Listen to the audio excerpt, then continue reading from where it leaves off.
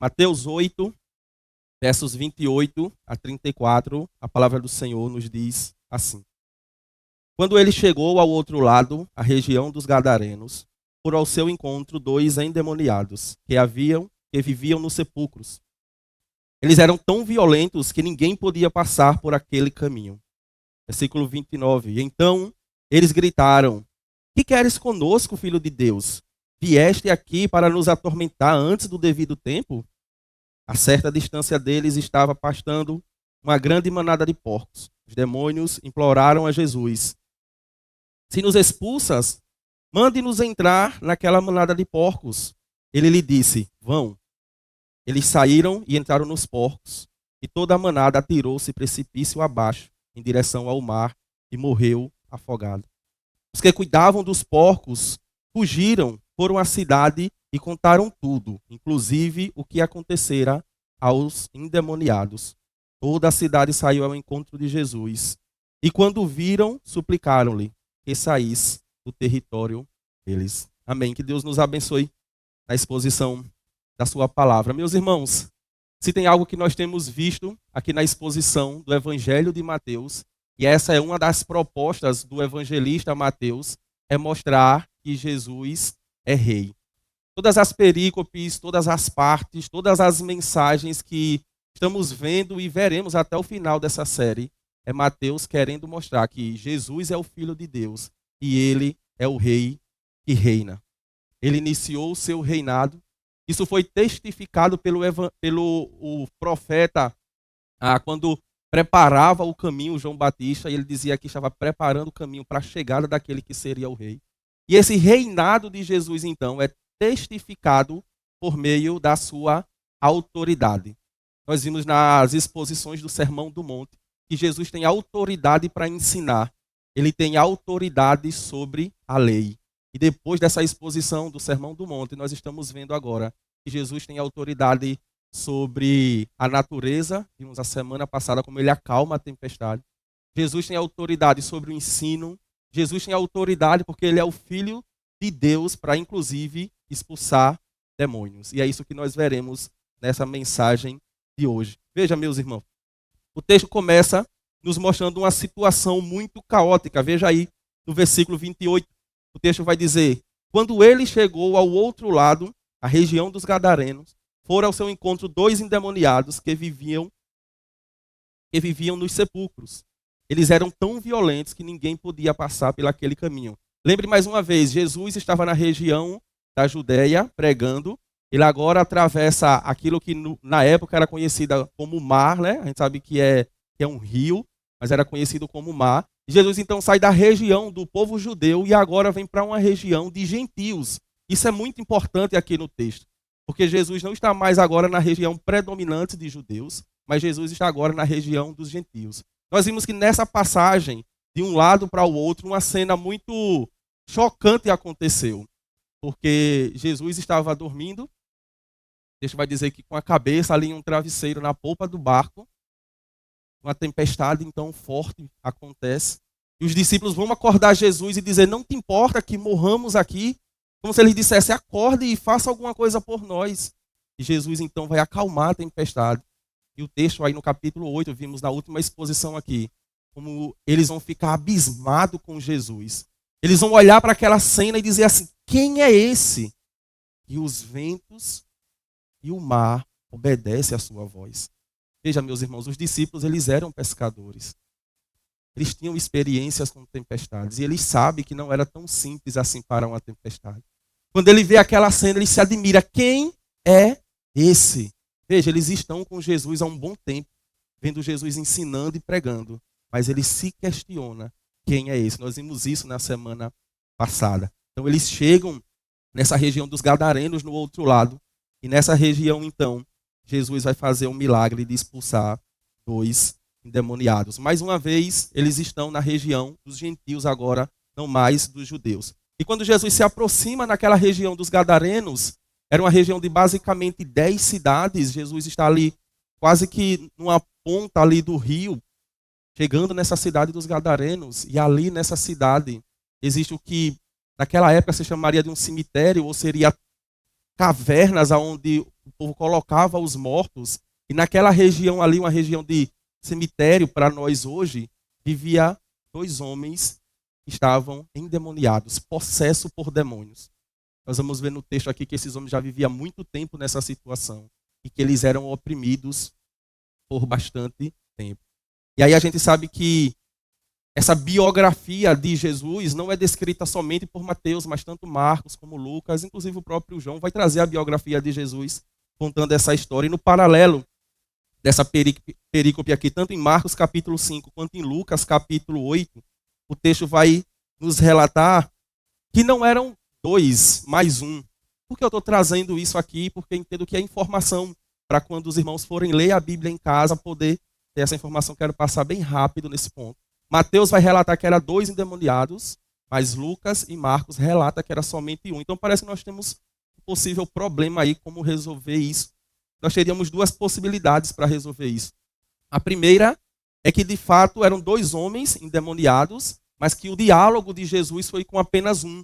A segunda opção é que era ou uma mulher ou uma criança, a segunda pessoa endemoniada, coisa que geralmente eles não contavam no caso desse aqui, de um registro. O ponto é que são 2 pessoas, porque Mateus, nesse sentido, vai complementar a narrativa. 2 endemoniados estavam ali, possessos, diante daquela situação. O texto vai dizer que aqueles demônios eles eram violentos, eles aprisionavam aquelas 2 pessoas e eles eram violentos.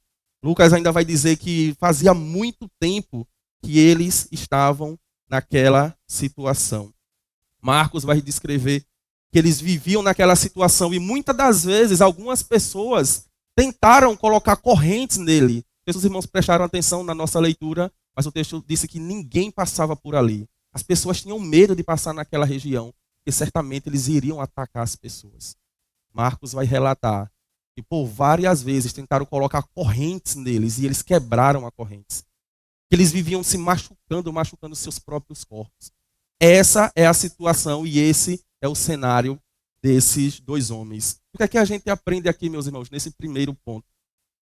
É que se há uma característica no inimigo das nossas almas, é de aprisionar as pessoas.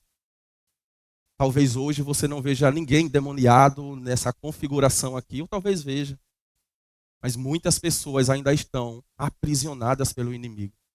Aqui você tem uma possessão demoníaca que é visível, mas você lembra lá em Judas, quando ele sai para trair Jesus?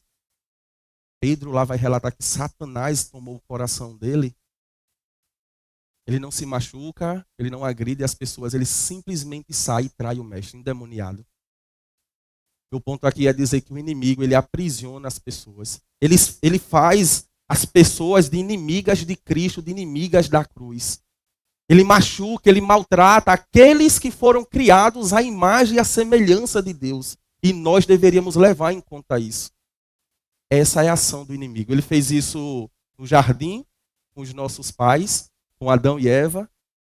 Inclusive os nossos representantes, Adão, cabeça federal, representando toda a humanidade. Ele fez isso com Jesus no deserto. Você acha que ele não vai fazer isso comigo, com você ou com os nossos? Certamente ele vai nos tentar. Não estou trazendo aqui uma palavra de medo para os irmãos, mas que os irmãos reconheçam que o inimigo das nossas almas, ele existe e ele aprisiona pessoas. Tanto nesse sentido de possessão, quanto pessoas para serem inimigas da cruz, inimigas de Deus. Se por um lado nós temos o inimigo e a sua força, por outro lado, no versículo 29 a 31, nós temos o Filho de Deus. Veja o que o texto diz aí, versículo 29, de Mateus capítulo 8. Então eles gritaram: que queres conosco, Filho de Deus? Vieste aqui para nos atormentar antes do devido tempo? A certa distância deles estava passando uma grande manada de porcos. Os demônios imploravam a Jesus: se nos expulsa, mande-nos entrar naquela manada de porcos. Se por um lado você tem a autoridade dos demônios em aprisionar pessoas, por outro lado você tem os demônios reconhecendo o poder de Cristo Jesus. Eles vão questionar Jesus: o que você quer aqui, Filho de Deus? Meus irmãos, olha que contraste Mateus está nos mostrando aqui. A gente viu na última sessão, na travessia do mar, Como os discípulos olham para Jesus e perguntam: quem é esse? Agora você tem os demônios declarando que você é aqui, filho de Deus. Os demônios sabem quem Jesus é. Os demônios sabem o poder que Jesus tem. Os demônios sabem que Jesus é o Filho de Deus. Eles sabem que Jesus tem poder e autoridade para expulsar eles daqueles dois homens. E eles iniciam, Mateus inicia o texto. Os demônios questionando: que queres conosco, Filho de Deus? Imagine, meus irmãos, os demônios reconhecem que Jesus é o Filho de Deus. Como nós deveríamos olhar para texto como esse e constranger os nossos corações. Porque eles reconhecem que Jesus é o Filho de Deus e reconhecem a autoridade que Jesus tem sobre eles. Jesus é o Rei, Filho de Deus, e tem autoridade. Quantas das vezes as nossas ações não são ações semelhantes a essas? Nós que somos filhos de Deus por meio de Cristo Jesus, não reconhecemos Cristo como Senhor. Não reconhecemos Cristo como Senhor das nossas vidas. Não reconhecemos a autoridade de Jesus, inclusive sobre o campo espiritual. E o que nós temos aqui é os demônios reconhecendo Jesus é o Filho de Deus. Por um lado, você tem os discípulos questionando na tempestade: quem é esse? Sem conseguir reconhecer Cristo de fato como ele é. Por outro lado, nós temos os demônios reconhecendo: esse é o Filho de Deus. E possamos ficar constrangidos, meus irmãos, com isso aqui, porque certamente isso fala também a respeito de nós. Isso nos mostra que até mesmo o mundo espiritual reconhece Cristo Jesus. Reconhece não somente Cristo como Filho de Deus, mas a autoridade que ele tem. Ele vai dizer: você vieste, os demônios vão dizer: você vieste aqui nos atormentar antes do tempo. Os demônios sabem que vai ter um dia, o dia do julgamento final, onde Cristo, sentado em seu trono de glória, vai julgar todas as coisas, inclusive as hostes dos demônios. Inclusive vai mandar definitivamente Satanás junto com o anticristo, com a besta e todos aqueles que o adoraram na figura do Apocalipse para o lugar do inferno. E eles sabem que vai chegar esse momento. Ele diz: mas ainda não é o tempo. O que você quer aqui, Messias, antes do tempo? Veja, os demônios sabem que haverá um dia de julgamento. Haverá um dia onde eles estarão diante do tribunal de Deus. E eles estão vivendo ali, crendo nessa verdade. Mais uma vez um contraste. Como muitos de nós vivemos como se não vai haver julgamento final. Como muitos de nós praticamos e vivemos a nossa vida como a gente quer, pecando contra o Senhor, achando que não vai haver um grande dia. Um dia em que estaremos diante daquele que está sentado no trono branco e julgará todas as coisas. Os demônios sabem que isso é real, mas eles imaginam que aquele ainda não é o tempo. Ainda faltam algumas coisas para acontecer. Ele diz: você está aqui antes do tempo, veio nos julgar, ainda não é o tempo desse julgamento. Os demônios, então, têm essa ação diante de Jesus. Mas algo ainda interessante, meus irmãos, é que ele não somente reconhece isso, inclusive em Marcos vai relatar que ao ver Jesus, ele se prostra. Olha que contraste, mais uma vez Mateus está nos trazendo aqui, junto com os outros evangelistas. As pessoas tentavam acorrentar esses homens, colocar correntes em suas mãos, em seus pés, para que eles parassem de agredir as pessoas e se agredirem. E eles não conseguiam, porque eles quebravam as correntes. Agora, diante de Jesus, eles estão prostrados. Agora, diante daquele que é o Filho de Deus, que é o Rei, que tem toda a autoridade, os demônios estão prostrados. Mateus 5,6, quando viu Jesus de longe, correu e prostrou-se diante dele. Aqueles que eram indomáveis, agora estão prostrados diante do Senhor. Então imagine comigo essa cena. Jesus se aproxima, vindo da região do mar, já ali próximo dessa região das cavernas. Os dois endemoniados estão ali. Ao ver Jesus, eles identificam quem Jesus é, correm na direção de Jesus, se prostra e pergunta: o que você quer aqui, Filho de Deus, antes do tempo? Essa é a cena que você deveria ter na sua cabeça dessa película.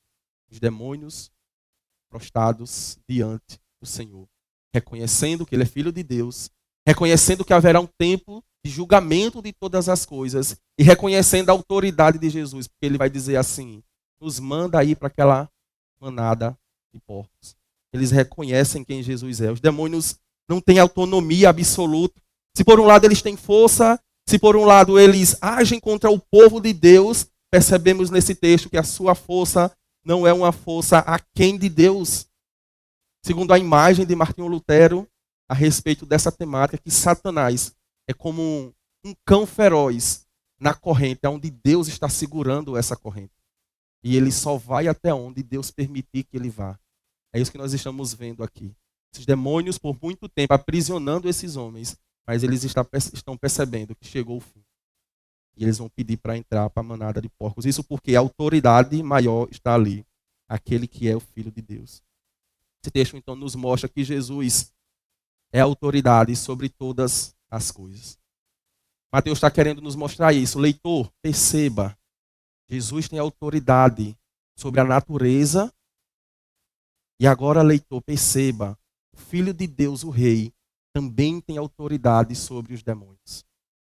É isso que Mateus está querendo me mostrar e te mostrar. Perceba a autoridade do Filho de Deus. Ele acalma a tempestade e ele também tem autoridade sobre os demônios. É isso que Mateus quer nos mostrar, a autoridade do Filho de Deus. Isso está descrito no versículo 32, quando o texto vai dizer: e ele lhes disse, vão. Eles saíram e entraram nos porcos, e toda a manada atirou-se precipício abaixo, em direção ao mar, e morreu afogado. Não sei se vocês perceberam, como eu disse no início, aqui é uma região de gentios, não uma região de judeus. Porque parece que tem uma manada de porcos, vários porcos estão por ali. Mas um judeu não comia porco. Segundo a lei de Levítico, um judeu não podia tocar na carne de porco, comer porco, isso é impuro. Mas como há um comércio, porque há uns homens que cuidam desses porcos ali, como vimos na leitura do texto. Mas ali é uma região de gentios, predominante do Império Romano. Então isso era comum, o comércio de porcos. Havia muitos porcos ali. Os espíritos então deixam aqueles homens, entram nos porcos e se lançam ao mar. Vocês conseguem imaginar essa cena comigo? A primeira cena, Cristo saindo do barco com seus discípulos, os dois demônios indo em direção a Jesus, se prostrando, reconhecendo que ele é o Filho de Deus, que ele tem autoridade e que ele vai julgar todas as coisas, e solicitam a Jesus, nos permita ir para aqueles porcos. Jesus, sem muito diálogo com ele, nesse relato de Mateus, diz, vá. Eles entram nos porcos e os porcos se lançam ao mar. Aquele mesmo mar que Jesus tinha acabado de sair e acabado de acalmar a tempestade. O texto de Marcos, capítulo 5, versículo 9, vai identificar esses porcos, os demônios, na verdade, como uma legião, eram muitos. E no versículo 13, ele vai identificar que estava ali, entre aqueles porcos, uma manada de porcos.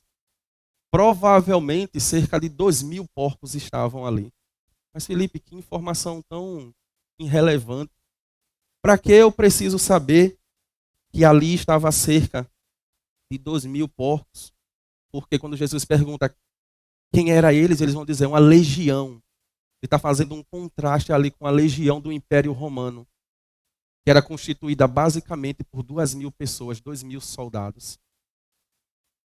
Na verdade, entre 2 e 6.000, depende do comentarista disso aqui. A gente sabe que são cerca de 2.000 porcos que estão ali em média, que o texto vai dizer. E aqueles porcos, então, ficam possessos e se lançam no mar. Pararam para pensar quantos demônios estavam dentro daquelas pessoas? Cerca de 2.000 porcos agora ficam possessos e se lançam ao mar. Aqueles espíritos que agora estão nos porcos estavam naqueles dois homens, aprisionados. Mas Jesus tem autoridade, não somente sobre um demônio, não somente sobre 10, sobre 20, mas sobre 2.000 e muito mais que isso. Jesus, então, dá autoridade e aqueles demônios entram nos porcos. O pedido dele é feito, Jesus autoriza e mostra mais uma vez a autoridade confirmada do Filho de Deus. Mas eu queria ver com os irmãos versos 33 e 34, e os irmãos vão compreender porque eu busquei trazer esses números aqui dos porcos. Eu queria ver com os irmãos o que de fato importa. Veja o que é que diz aí o versículo 33. Os que cuidavam dos porcos fugiram, foram à cidade e contaram tudo, inclusive o que acontecera aos endemoniados. Toda a cidade saiu ao encontro de Jesus e quando o viu, suplicou-lhe que saísse do território deles. Aqueles homens, os pastores de porcos, agora estão preocupados. Cerca de 2.000 porcos, vários homens cuidando deles, responsáveis por aqueles porcos. Agora os porcos sumiram, se lançaram ao mar. Eles então vão na cidade, conta a toda a cidade o que aconteceu. Olha, a culpa não foi nossa. Foi um homem que veio lá da região de Nazaré com alguns discípulos e chegou aqui, libertou os 2 endemoniados e os porcos morreram por causa desse homem. A multidão então vem testificar isso. Toda a cidade veio ver essa notícia. Eram essas 2 notícias que circulavam. Jesus expulsou os endemoniados, todo mundo conhecia quem eram aqueles homens, porque eles já tinham muito tempo naquele estado. E os porcos tinham morrido. Se pensarmos uma conta bem breve, o valor do porco hoje, entre 500 e 700 reais, fiz uma pesquisa bem rápida ali, 2.000 porcos, o ato de Jesus deu um prejuízo de cerca de R$1 milhão para aquela região. Claro que é uma conta bem superficial, bem por cima. E qual o contraste que nós temos aqui, meus irmãos? O prejuízo que Jesus deu e a libertação dos 2 endemoniados. Esse é o contraste. A multidão da cidade toda vai vir, já tem a notícia que perderam os porcos, e eles testificam o homem endemoniado, segundo Marcos, aos pés de Jesus, com vestes limpas, novas, e na sua total consciência. O que é que esses homens vão fazer diante de Jesus? O final de Marcos vai nos dizer, dessa narrativa, que ele vai dizer a Jesus: saia da nossa cidade. Você não deveria estar aqui. Você nos deu um prejuízo de cerca de R$1 milhão.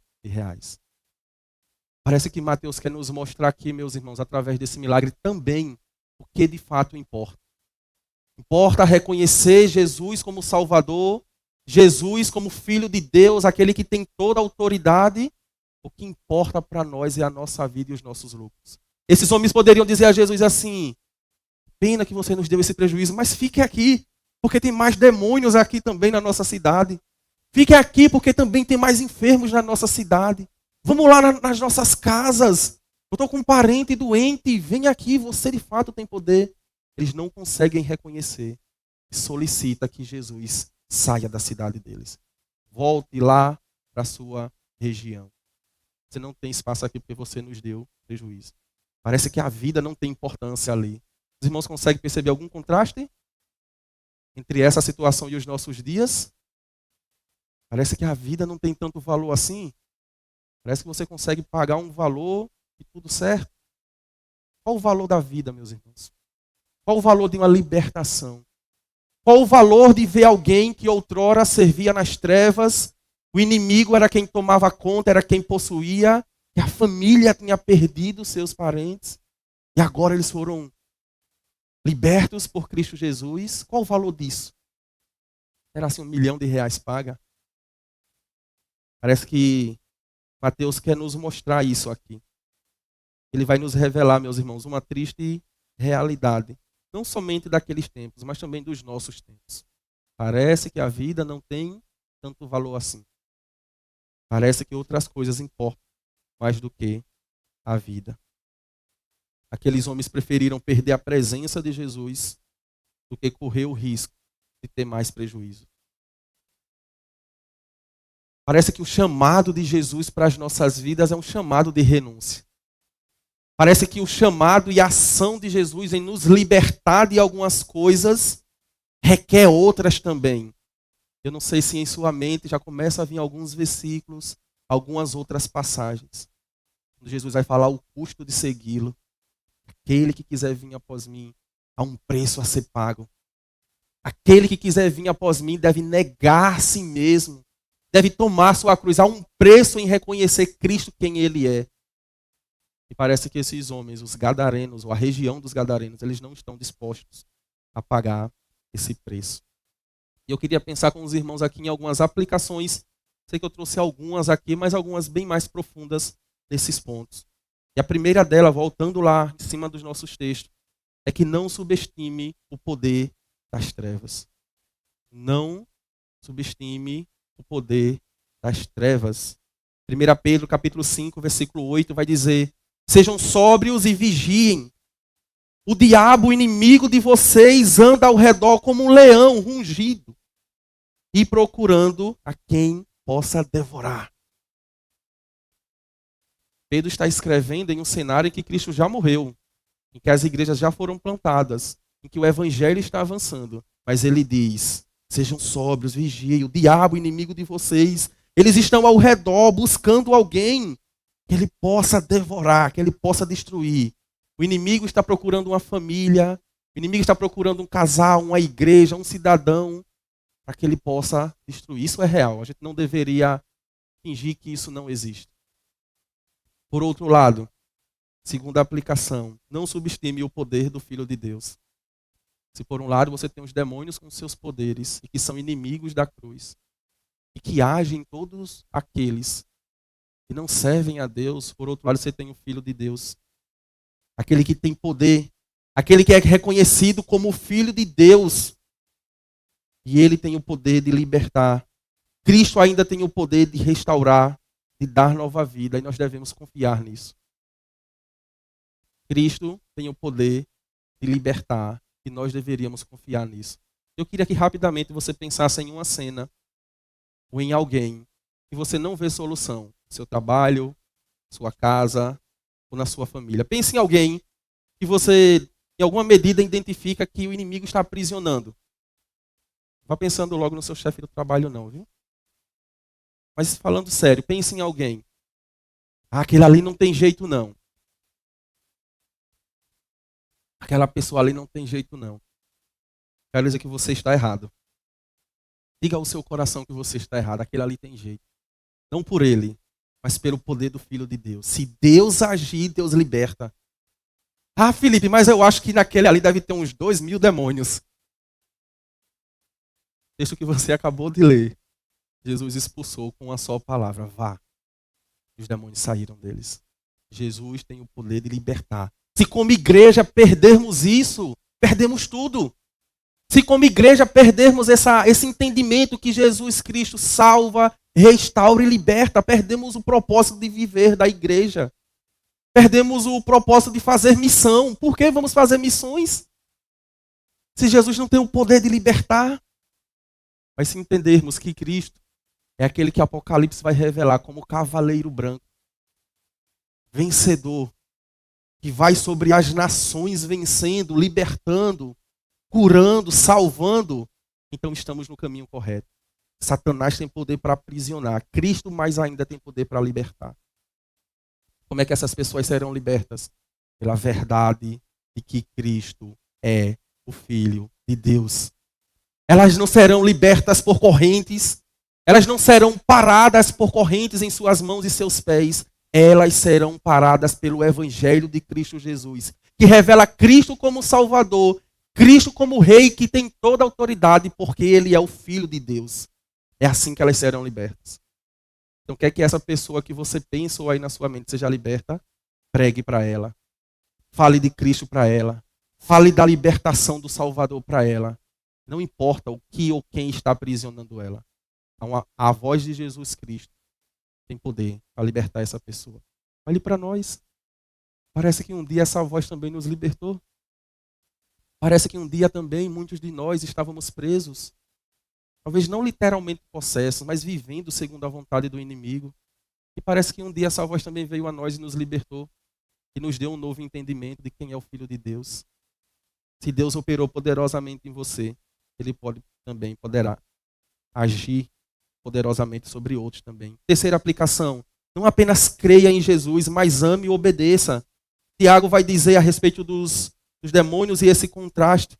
Capítulo 2, versículo 19. Tu crês que há um só Deus? Fazes bem. Também os demônios creem que tremem. Ah, Felipe, mas aquela pessoa lá no meu trabalho, na minha família, eu prego, ela diz que crê em Jesus. Diga a ela, não basta só crer, não. Ou pelo menos esse seu crer precisa desaguar em obediência, em amor, em servidão àquele que é Senhor sobre a sua vida. Porque sobre crer, os demônios creem. Eles não têm salvação, eles têm condenação. Lembra mais uma vez o contraste, os discípulos perguntando quem é este? Com dúvida a respeito de quem está diante deles. Por outro lado, você tem os demônios dizendo, és o Filho de Deus. O reconhecimento de quem Cristo é uma parte. Essa segunda parte é amá-lo e obedecê-lo. Então não basta dizer eu quero Jesus, eu tenho Jesus. Precisa obedecer os seus mandamentos. É isso que ele vai dizer no Evangelho de João. Quem é o que ama ele? Aquele que me ama é aquele que obedece os meus mandamentos. Não apenas dizer eu creio em Jesus. Precisa obedecer os seus mandamentos. Lembra do jovem rico? Senhor, o que é que eu posso fazer para herdar a vida eterna? Jesus diz, olha para todos os mandamentos. Ele diz, eu tenho feito isso desde a infância. Jesus diz, agora está certo, venda tudo que você tem, reparta aos pobres e me siga. O texto bíblico vai dizer que ele, por possuir muita riqueza, se entristeceu no seu coração e saiu dali. E a palavra de Jesus para os discípulos, Jesus está falando com eles, se vira para os discípulos e diz, como é difícil um rico entrar no reino dos céus. Traduzindo o que Jesus diz, é a segurança deles está no dinheiro, no poder, na riqueza. Os discípulos então vão ficar aterrorizados. Quem pode ser salvo então? Como é que esses homens serão salvos? E aí tem aquele texto que a gente usa isoladamente, né? Jesus vai dizer, para o homem existem coisas impossíveis, mas nada é impossível para Deus. Para o homem, para mim, para você, pode ser difícil ou impossível uma libertação. Mas para Deus não há nada impossível, uma vez que o Filho de Deus é revelado como Rei e Senhor sobre as nossas vidas.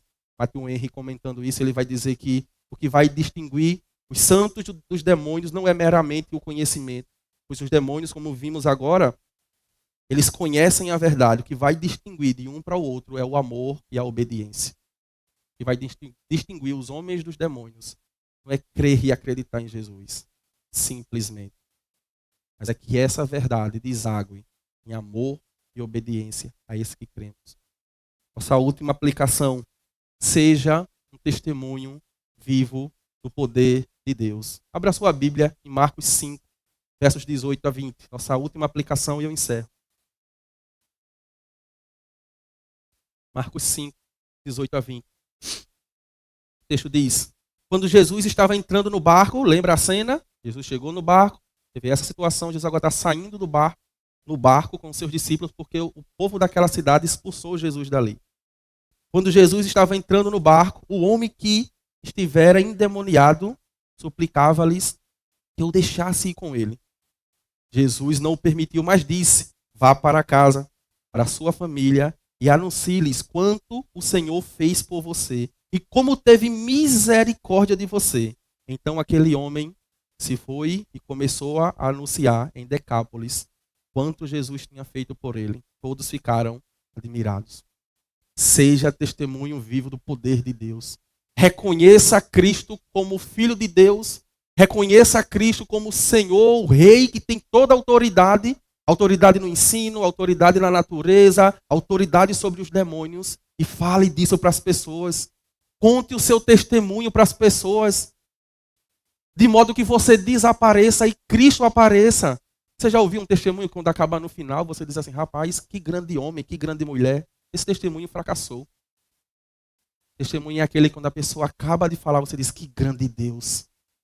O texto diz que no final de tudo as pessoas ficavam admiradas pelo poder daquele que libertou aquele homem. Aquele homem diz, deixa eu seguir o Senhor. Vivi aqui escravo, possesso nessa vida, me deixa ir com você agora, seguir o seu ministério. Jesus, não. Volta para a sua cidade, vai para Decápolis e fale lá tudo o que aconteceu. Atos vai nos mostrar que quando o evangelho vai avançar para Decápolis, já existem crentes nessa região.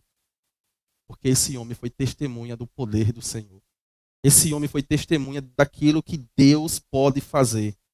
Ele tinha um coração grato, ele queria seguir Jesus. Mas ele entendeu que precisava cumprir a missão. E a missão era falar desse Cristo. O que é a missão da igreja? Qual é a nossa missão? se não anunciar o evangelho? Talvez nós estamos acostumados com missão apenas aquilo onde um grupo sai, evangeliza e volta. Não é só isso, missão. Missão é quando lá no seu trabalho você anuncia o que Cristo fez na sua vida. Missão é quando lá na sua família você fala como Cristo te libertou dos vícios, como Cristo te libertou da mentira, como Cristo te libertou da pornografia, como Cristo te libertou da vaidade do coração. Isso é anunciar o poder de Cristo sobre as nossas vidas. Nós deveríamos fazer isso. Você foi alcançado pela verdade do Cristo, Filho de Deus que liberta. Anuncie isso às pessoas. Anuncie isso às pessoas. Seja uma testemunha viva do Evangelho de Deus. Que Deus, meus irmãos, nos abençoe. Como eu trouxe como título da nossa mensagem, o Filho de Deus que liberta, possa ser real em nossos corações. Cristo tem o poder para nos libertar. Amém? Oremos.